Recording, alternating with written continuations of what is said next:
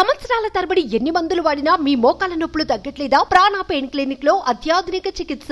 ఎప్పుడెప్పుడు అని ఎదురు చూస్తున్న మూడో విడత రైతు రుణమాఫీ సమయం రానే వచ్చింది. 15 ఆగస్టు రోజున తెలంగాణ సీఎం రేవంత్ రెడ్డి ఖమ్మం జిల్లా వైరాలో లాంఛనంగా ప్రారంభించనున్నారు. దీంతో కాంగ్రెస్ ఎన్నికల సమయంలో రైతులకిచ్చిన హామీ నెరవేరబోతోంది.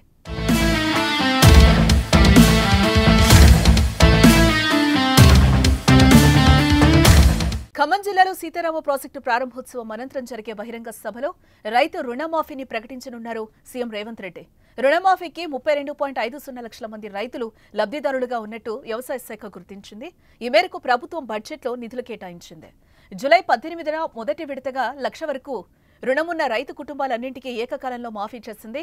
11,14,412 మంది రైతులకు 6,034.97 కోట్లు విడుదల చేసింది. జూలై 30న అసెంబ్లీ ప్రాంగణంలోనే రెండో విడత రుణమాఫీ కార్యక్రమం అమలు చేసింది.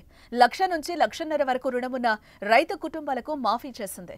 ఈ కేటగిరీలో దాదాపు 6,40,823 మంది రైతుల ఖాతాల్లో 6,190.01 కోట్లు జమ చేసింది. 12 రోజుల్లోనే దాదాపు 17.55 లక్షల రైతుల కుటుంబాలకు 12,000 కోట్లకు పైగా రుణమాఫీ నిధులు జమ చేయటం తెలంగాణ చరిత్రలో ఇదే మొదటిసారి అని ప్రభుత్వం వెల్లడించింది. మూడో విడతలో 1.50 లక్షల నుంచి 2 లక్షల వరకు ఉన్న పంట రుణాలు మాఫీ చేస్తూ రైతు కుటుంబాల బ్యాంకు ఖాతాల్లో నిధులు జమ చేస్తారు. మూడో విడతలో 14.45 లక్షల మంది రైతులకు రుణమాఫీ అవుతుందని అంచనా.